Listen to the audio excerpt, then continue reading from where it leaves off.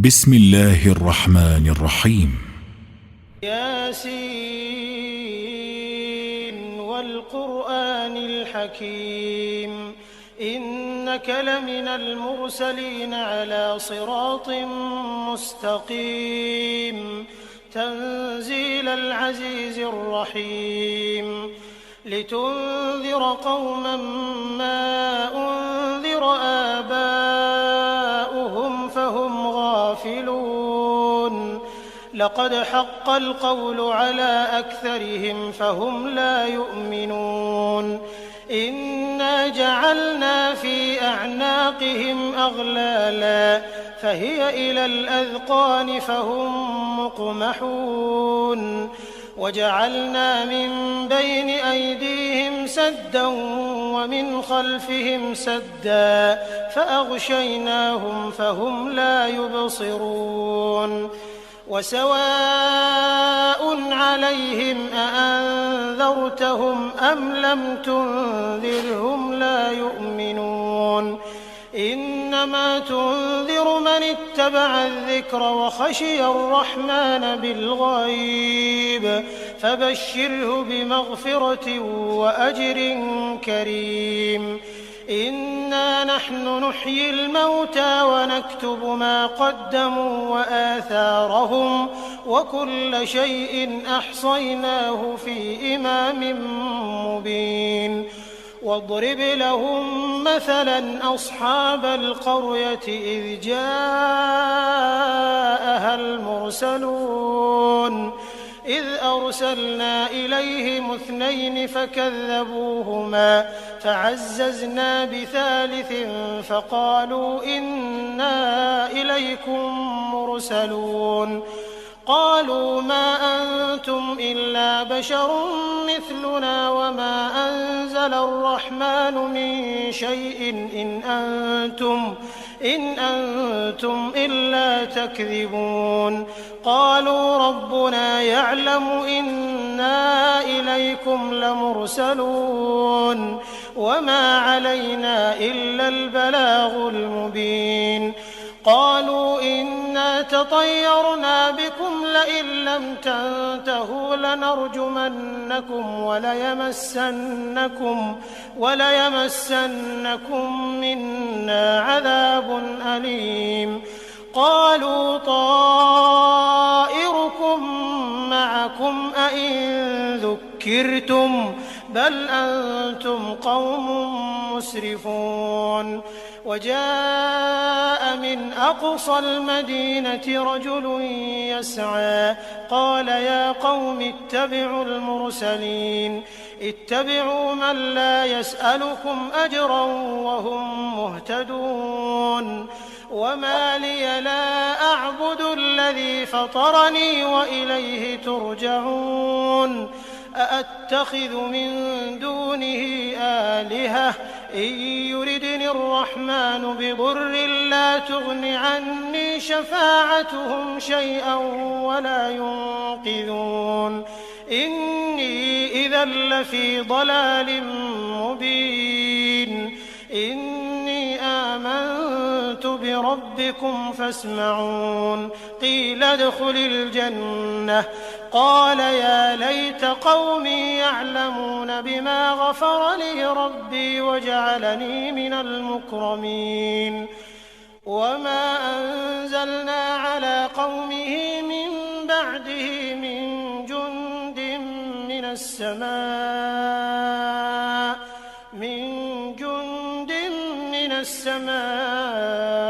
وما كنا منزلين إن كانت إلا صيحة واحدة فإذا هم خامدون يا حسرة على العباد ما يأتيهم من رسول إلا كانوا به يستهزئون ألم يروا كم أهلكنا قبلهم من القرون أنهم إليهم لا يرجعون وإن كل لما جميع لدينا محضرون وآية لهم الأرض الميتة أحييناها فأخرجنا منها حبا فمنه يأكلون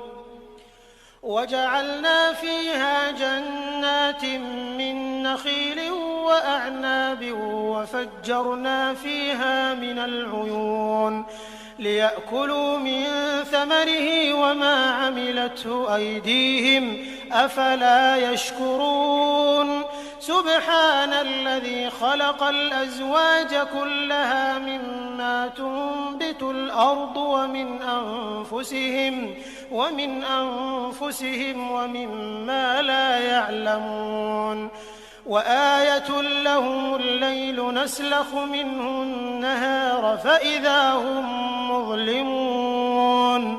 والشمس تجري لمستقر لها ذلك تقدير العزيز العليم والقمر قدرناه منازل حتى عاد كالعرجون القديم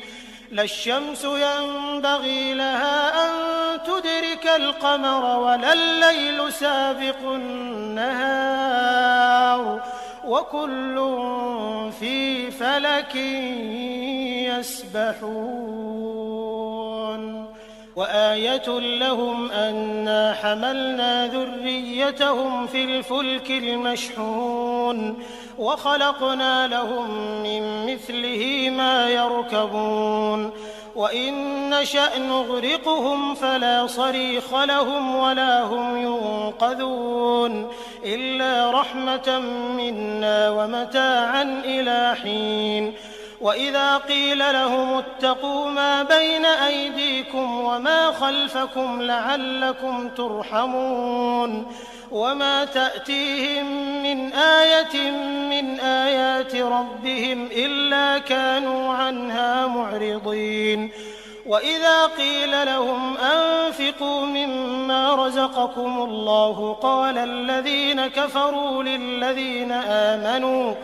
قال الذين كفروا للذين آمنوا أنطعم من لو يشاء الله أطعمه إن أنتم إلا في ضلال مبين ويقولون متى هذا الوعد إن كنتم صادقين ما ينظرون إلا صيحة واحدة تأخذهم وهم يخصمون فلا يستطيعون توصية ولا إلى أهلهم يرجعون ونفخ في الصور فإذا هم من الأجداث إلى ربهم ينسلون قالوا يا ويلنا من بعثنا من مرقدنا هذا ما وعد الرحمن وصدق المرسلون إن كانت إلا صيحة واحدة فإذا هم جميع لدينا محضرون فاليوم لا تظلم نفس شيئا ولا تجزون إلا ما كنتم تعملون إن أصحاب الجنة اليوم في شغل فاكهون هم وأزواجهم في ظلال على الأرائك متكئون لهم فيها فاكهة ولهم ما يدعون سلام قولا من رب رحيم وامتازوا اليوم أيها المجرمون ألم أعهد إليكم يا بني آدم ألا تعبدوا الشيطان إنه لكم عدو مبين وأن اعبدوني هذا صراط مستقيم ولقد أضل منكم جبلا كثيرا أفلم تكونوا تعقلون هذه جهنم التي كنتم توعدون اصلوها اليوم بما كنتم تكفرون اليوم نختم على أفواههم وتكلمنا أيديهم وتشهد أرجلهم بما كانوا يكسبون ولو نشاء لطمسنا على أعينهم فاستبقوا الصراط فأنى يبصرون ولو نشاء لمسخناهم على مكانتهم فما استطاعوا مضيا ولا يرجعون ومن نعمره ننكسه في الخلق أفلا يعقلون وما علمناه الشعر وما ينبغي له إن هو إلا ذكر وقرآن مبين لينذر من كان حيا ويحق القول على الكافرين أولم يروا أنا خلقنا لهم مما عملت أيدينا أنعاما فهم لها مالكون وذللناها لهم فمنها ركوبهم ومنها يأكلون ولهم فيها منافع ومشارب أفلا يشكرون واتخذوا من دون الله آلهة لعلهم ينصرون لا يستطيعون نصرهم وهم لهم جند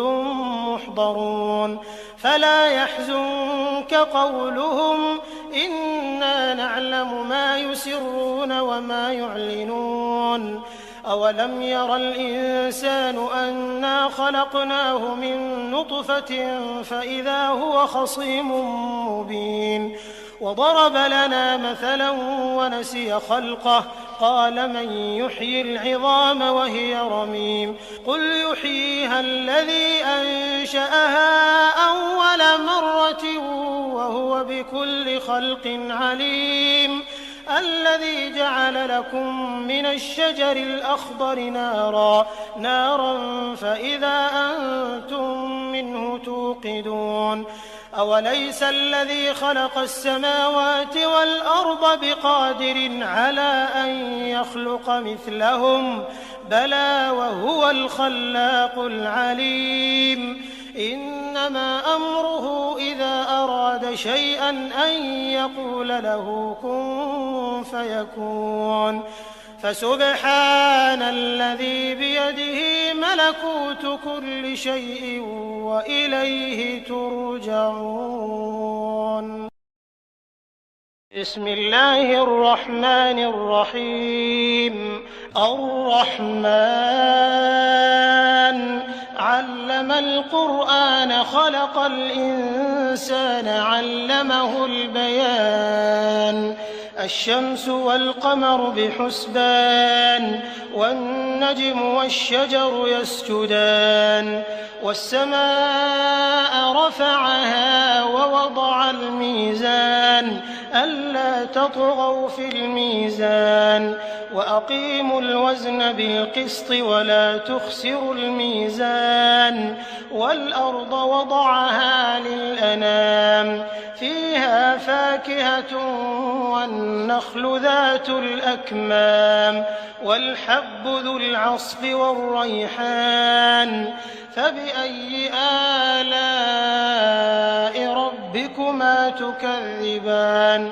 خلق الإنسان من صلصال كالفخار وخلق الجان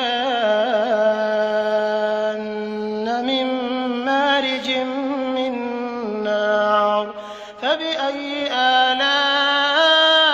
ربكما تكذبان رب المشرقين ورب المغربين فبأي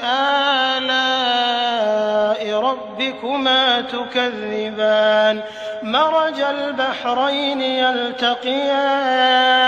بينهما برزخ لا يبغيان فبأي آلاء ربكما تكذبان يخرج منهما اللؤلؤ والمرجان فبأي آلاء ربكما تكذبان وله الجوار المنشآت في البحر كالأعلام فبأي آلاء ربكما تكذبان كل من عليها فان ويبقى وجه ربك ذو الجلال والإكرام والإكرام فبأي آلاء ربكما تكذبان يسأله من في السماوات والأرض كل يوم هو في شأن فبأي آلاء ربكما تكذبان سنفرغ لكم أيها الثقلان فبأي آلاء ربكما تكذبان يا معشر الجن والإنس إن استطعتم أن تنفذوا من أقطار السماوات والأرض فانفذوا لا تنفذون إلا بسلطان فبأي آلاء ربكما تكذبان يرسل عليكما شواظ من نار ونحاس فلا تنتصران فبأي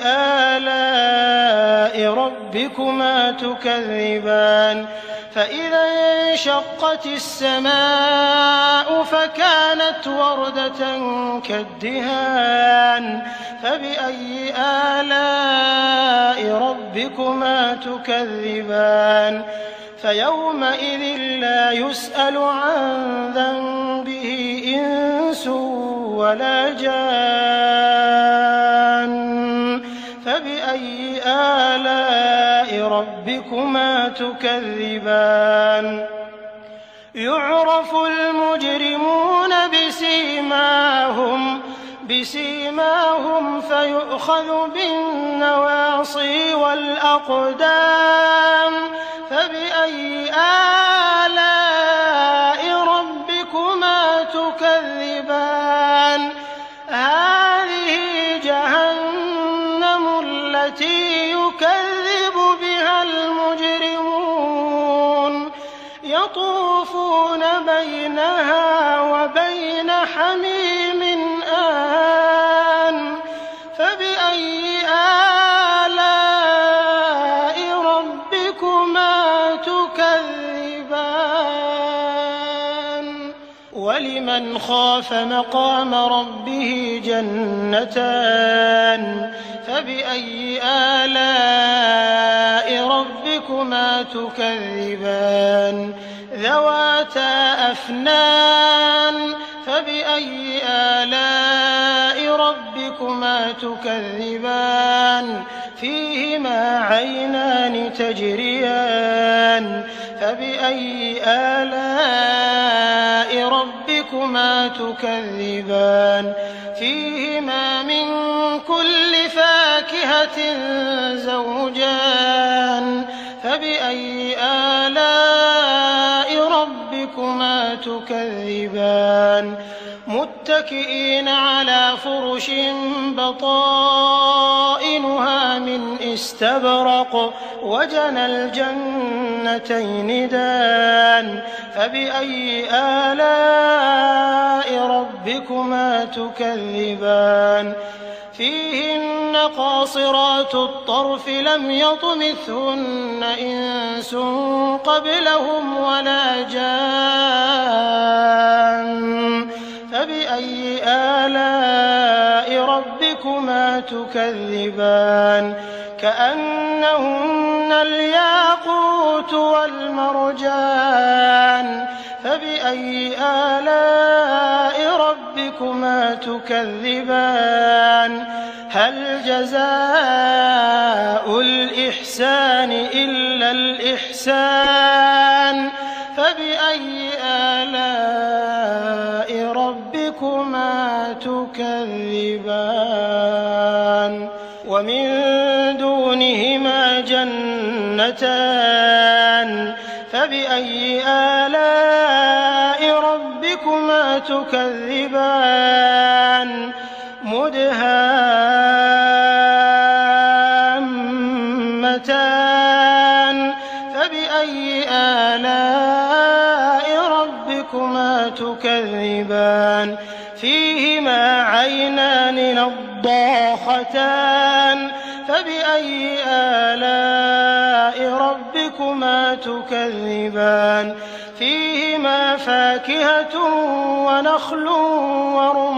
ورمان فبأي آلاء ربكما تكذبان فيهن خيرات حسان فبأي آلاء ربكما تكذبان حور مقصورات في الخيام فبأي آلاء ربكما تكذبان لم يطمثهن إنس قبلهم ولا جان فبأي آلاء ربكما تكذبان متكئين على رفرف خضر وعبقري حسان فبأي آلاء ربكما تكذبان تبارك اسم ربك ذي الجلال والإكرام. بسم الله الرحمن الرحيم. ياسين والقرآن الحكيم إنك لمن المرسلين على صراط مستقيم تنزيل العزيز الرحيم لتنذر قوما ما أنذر آباؤهم فهم غافلون لقد حق القول على أكثرهم فهم لا يؤمنون إنا جعلنا في أعناقهم أغلالا فهي إلى الأذقان فهم مقمحون وجعلنا من بين أيديهم سدا ومن خلفهم سدا فأغشيناهم فهم لا يبصرون وسواء عليهم أأنذرتهم أم لم تنذرهم لا يؤمنون إنما تنذر من اتبع الذكر وخشي الرحمن بالغيب فبشره بمغفرة وأجر كريم إنا نحن نحيي الموتى ونكتب ما قدموا وآثارهم وكل شيء أحصيناه في إمام مبين واضرب لهم مثلا أصحاب القرية إذ جاءها المرسلون إذ أرسلنا إليهم 2 فكذبوهما فعززنا بثالث فقالوا إنا إليكم مرسلون قالوا ما أنتم إلا بشر مثلنا وما أنزل الرحمن من شيء إن أنتم إلا تكذبون قالوا ربنا يعلم إنا إليكم لمرسلون وما علينا إلا البلاغ المبين قالوا إنا تطيرنا بكم لئن لم تنتهوا لنرجمنكم وليمسنكم منا عذاب أليم قالوا طائركم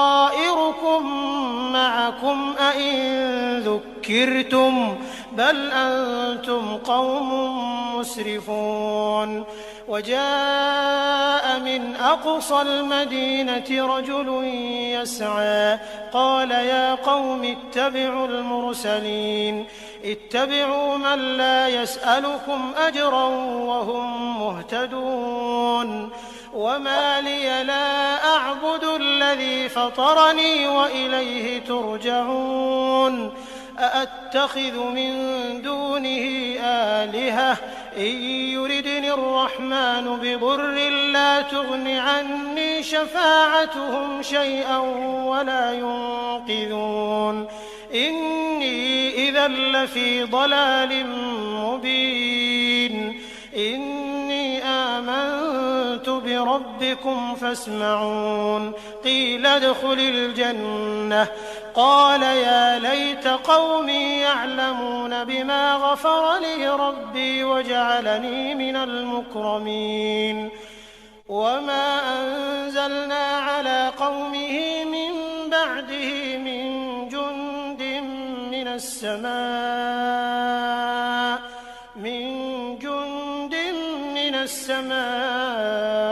وما كنا منزلين إن كانت إلا صيحة واحدة فإذا هم خامدون يا حسرة على العباد ما يأتيهم من رسول إلا كانوا به يستهزئون ألم يروا كم أهلكنا قبلهم من القرون أنهم إليهم لا يرجعون وإن كل لما جميع لدينا محضرون وآية لهم الأرض الميتة أحييناها وأخرجنا منها حبا فمنه يأكلون وجعلنا فيها جنات من نخيل وأعناب وفجرنا فيها من العيون ليأكلوا من ثمره وما عملته أيديهم أفلا يشكرون سبحان الذي خلق الأزواج كلها مما تنبت الأرض ومن أنفسهم ومما لا يعلمون وآية لهم الليل نسلخ منه النهار فإذا هم مظلمون والشمس تجري لمستقر لها ذلك تقدير العزيز العليم والقمر قدرناه منازل حتى عاد كالعرجون القديم لا الشمس ينبغي لها أن تدرك القمر ولا الليل سابق النهار وكل في فلك يسبحون وآية لهم أنا حملنا ذريتهم في الفلك المشحون وخلقنا لهم من مثله ما يركبون وإن نشأ نغرقهم فلا صريخ لهم ولا هم ينقذون إلا رحمة منا ومتاعا إلى حين وإذا قيل لهم اتقوا ما بين أيديكم وما خلفكم لعلكم ترحمون وما تأتيهم من آية من آيات ربهم إلا كانوا عنها معرضين وإذا قيل لهم أنفقوا مما رزقكم الله قال الذين كفروا للذين آمنوا أنطعم من لو يشاء الله أطعمه إن أنتم إلا في ضلال مبين ويقولون متى هذا الوعد إن كنتم صادقين ما ينظرون إلا صيحة واحدة تأخذهم وهم يخصمون فلا يستطيعون توصية ولا إلى أهلهم يرجعون ونفخ في الصور فإذا هم من الأجداث إلى ربهم ينسلون قالوا يا ويلنا من بعثنا من مرقدنا هذا ما وعد الرحمن وصدق المرسلون إن كانت إلا صيحة واحدة فإذا هم جميع لدينا محضرون فاليوم لا تظلم نفس شيئا ولا تجزون إلا ما كنتم تعملون إن أصحاب الجنة اليوم في شغل فاكهون هم وأزواجهم في ظلال على الأرائك متكئون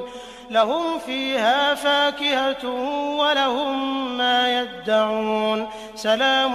قولا من رب رحيم وامتازوا اليوم أيها المجرمون ألم أعهد إليكم يا بني آدم ألا تعبدوا الشيطان إنه لكم عدو مبين وأن اعبدوني هذا صراط مستقيم ولقد أضل منكم جبلا كثيرا أفلم تكونوا تعقلون هذه جهنم التي كنتم توعدون اصلوها اليوم بما كنتم تكفرون اليوم نختم على أفواههم وتكلمنا أيديهم وتشهد أرجلهم بما كانوا يكسبون ولو نشاء لطمسنا على أعينهم فاستبقوا الصراط فأنى يبصرون ولو نشاء لمسخناهم على مكانتهم فما استطاعوا مضيا ولا يرجعون ومن نعمره ننكسه في الخلق أفلا يعقلون وما علمناه الشعر وما ينبغي له إن هو إلا ذكر وقرآن مبين لينذر من كان حيا ويحق القول على الكافرين أولم يروا أنا خلقنا لهم مما عملت أيدينا أنعاما فهم لها مالكون وذللناها لهم فمنها ركوبهم ومنها يأكلون ولهم فيها منافع ومشارب أفلا يشكرون واتخذوا من دون الله آلهة لعلهم ينصرون لا يستطيعون نصرهم وهم لهم جند محضرون فلا يحزنك قولهم إنا نعلم ما يسرون وما يعلنون أولم ير الإنسان أنا خلقناه من نطفة فإذا هو خصيم مبين وضرب لنا مثلا ونسي خلقه قال من يحيي العظام وهي رميم قل يحييها الذي أنشأها أول مرة وهو بكل خلق عليم الذي جعل لكم من الشجر الأخضر نارا فإذا أنتم منه توقدون أوليس الذي خلق السماوات والأرض بقادر على أن يخلق مثلهم بلى وهو الخلاق العليم إنما أمره إذا أراد شيئا أن يقول له كن فيكون فسبحان الذي بيده ملكوت كل شيء وإليه ترجعون